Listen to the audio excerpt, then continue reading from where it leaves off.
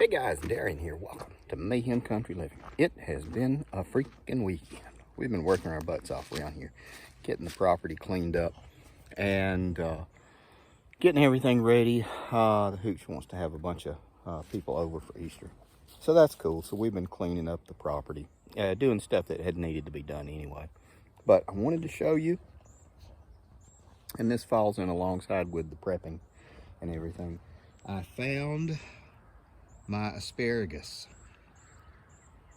These guys started popping up finally. Cleaned the bed out. I thought everything had died in it, but these guys have come along and are looking great. I am actually going to let all of these guys go to seed again this year. I initially had about 40 up here, and I transplanted a bunch of them from the old property. But I'm going to frame this area in and really double it up, because we like broccoli, not broccoli, we like asparagus. And it is, once you get it established for a few years, it comes back and it comes back. It is a, a perennial bounty. Some people don't like it. Yes, it makes your pea smell funny if you're one of those people who have that gene. It is a certain genetic trait that makes your pea smell funny. Go figure. How do I know that? I have no idea, but I do. We were cleaning the hillside, picking up all the old junk and bricks and everything. Got all the trees planted, and we're going to intersperse yellow trees, the laurels in between and everything, and build up a really nice tall perimeter hedge. And there's reasons for that. But while we were doing everything, I found parts of an old Muscadine vine, and I had one over here when I cut that big tree down, as big as my arm. But when the tree fell and snapped, it broke. It broke about 10 feet up. It was all the way up the top of the tree. Those were black muscadines. I don't know what size, whether these are the big ones or the tiny ones or what colors, but I was able to actually pull these guys up and intertwine them with some old clothesline that I had. And this is the makings of a really nice muscadine arbor. They produce, because I ate a few of them. I think they may be the same as these, and they are the black ones. What I am going to do, because they are such prolific cross-pollinators, I am going to put one Thompson seedless grape right there. And it is going to ruin the Thompson seedless grape, but it will be a fantastic pollinator for all of these guys. And it won't ruin it, but it will no longer be a Thompson seedless. So that's going to be a nice project. And I'm going to do it as far as I have vines. And this is just mainly to have, again, a forever food forest here on the property. We're still up in the air about whether or not we're going to stay. Don't know. A lot of stuff's going on. Some of it has to do with my left knee. Those steps kind of rough on my knee, and down in the basement. Way it is. I'm only 53, but my right knee's brand new. No, my right knee is 3 years old, and my left knee is 53. So we're gonna try to do some stuff, but I wanted to show you, I had talked before about how powerful willow trees are as far as regrowing. Now, this is something from our old property. We still have the old property. We go over there and shoot a lot, and we went over there today and did that, and then we dug these up. When we were over there doing work and cutting trees, we sold the trailer that was on it. And while we were doing all that, I had always read that willow trees have a fantastic regrowth ability because of the regrowth hormones that they're full of.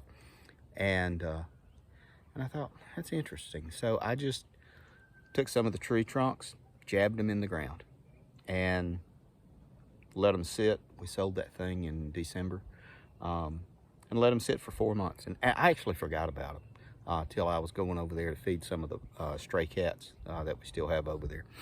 And look at that. New growth on it. So this was 8 feet long. I buried it 3 feet in the ground, really watered it, and it is amazing. All I had at the old place, it was touching the dirt, and it has grown like that. Now, anytime you transplant anything, they get mad. There's another one right there, and it is a willow as well. That is just a weeping willow, and this is a corkscrew willow. This was one of my wife's favorite trees, which is why I'm really happy. And the nice thing about willow trees, there's a lot of benefits to having willow trees, but a willow tree is a fodder tree. That is to say, you can feed the leaves to goats, rabbits, chickens. You could dry it and feed it to cows. Take a lot to feed a cow with it, but you could. Look up fodder trees. Not elderberry. Oh dang it! There's a black and a white variety of berry trees. I'll think about it in a second while we're on a different tangent. But these things are fantastic. The chickens will eat this. They don't love it, but they will eat this. Now, why would I have these on the property? Well, one, they're beautiful, and you can use them to braid with. You can make baskets with the stuff. You can take the inner bark and use it to make a painkiller. That's what aspirin was originally made from. Salicylic acid, I believe. Correct me if I'm wrong, and please, guys, do your research.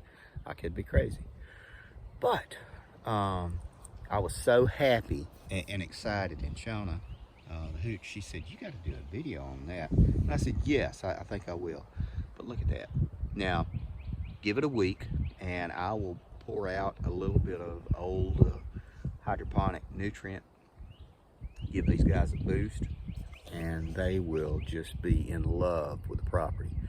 These things are going to be fantastic. I can take this one after a month, cut it in half, bury it here. As the fronds and branches grow out, I can weave them in together, and they will do really, really well. And you can actually make a barrier fence good enough to keep people out and critters in. It takes time. It takes a lot of time to do that. But if you remember reading Robinson Crusoe, what was that, Daniel Defoe, 100 years ago when everybody was in grade school, how he made his palisade all the way around, and then years later he noticed that they had started growing and they had woven together. It was cool. That kind of always stuck with me. It is Willow. Hush, crazy dogs. One other nice thing about willow trees is I can cut this willow tree up into chips. Hang on. Guys, really? Thank you. I can cut the willow tree up into chips, soak it in water, and I can add it to whatever I am trying to root. And the hormone from the water in the willow chips will actually aid in rooting whatever plant I have. So if you don't have rooting hormone, honest to goodness, like I have the little bottle of it, you can make your own from willow tree. There you go. I think this video is running kind of long. I got a lot more to do, so I'm going to break this up into 4 or 5 different videos, I guess. Everything that's been going on this week. That is Stella. Stella. She's a pain in the butt. Anyway, guys, we're going to wrap this thing up. We're at 10 minutes already.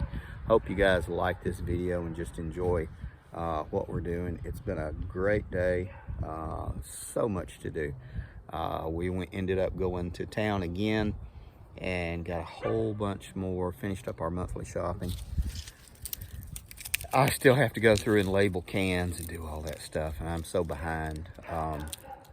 But I don't like the hooch to go out by herself now, especially to do the big bulk shopping. Anyway, hit the thumbs up, like it, subscribe it, look at us on Patreon. There's all kinds of stuff that you won't see on here. Take care of your people.